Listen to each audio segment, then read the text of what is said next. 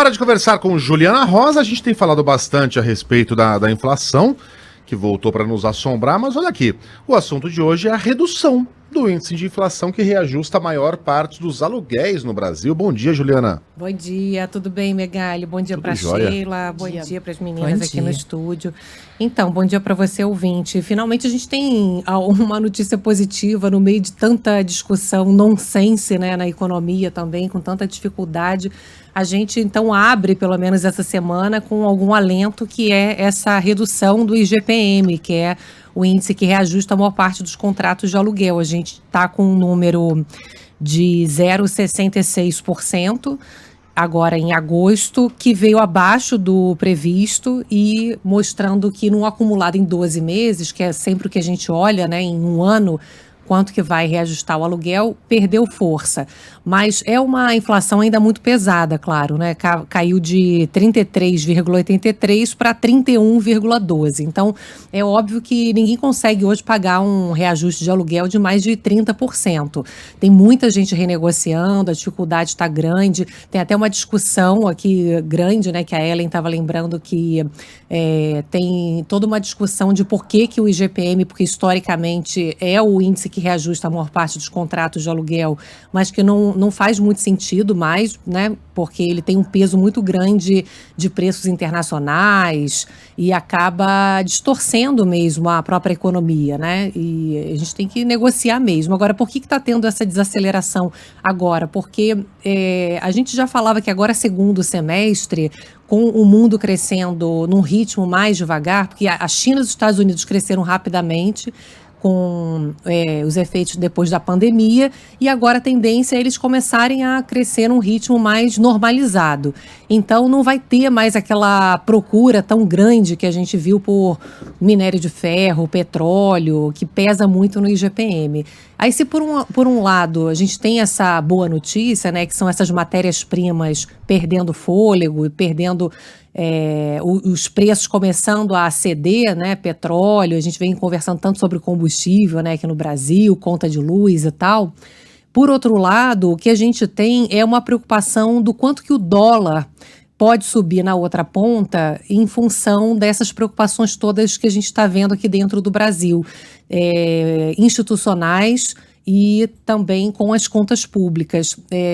Essa semana já começa com essa discussão toda em relação ao manifesto que as entidades devem publicar amanhã, né, as entidades empresariais, econômicas, a Fiesp, Federação das Indústrias aqui de São Paulo, liderando, pedindo um apaziguamento das relações entre os poderes. Então, o que eu ouço aqui dos empresários, dos economistas, é que todo esse clima ruim institucional, essa insegurança que a gente tem hoje no país, todo esse discurso bélico, acaba provocando uma piora na sensação de investimento, né, de dólar, né, porque o dólar mede risco, então atrapalha a economia, atrapalha a inflação, atrapalha investimento, atrapalha a geração de emprego. A gente teve toda a discussão no fim de semana se como a Federação Brasileira dos Bancos estaria liderando essa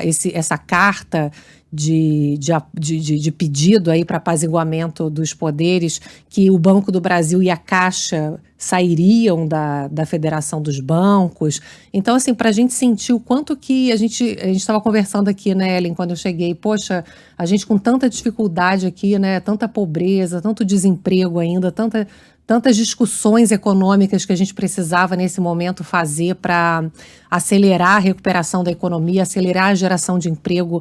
A gente está discutindo democracia, a gente está discutindo vacina, né, vacina, exatamente, se vale mais a pena o fuzil ou o feijão. Então a gente está mergulhado num ambiente ainda que gera muita incerteza.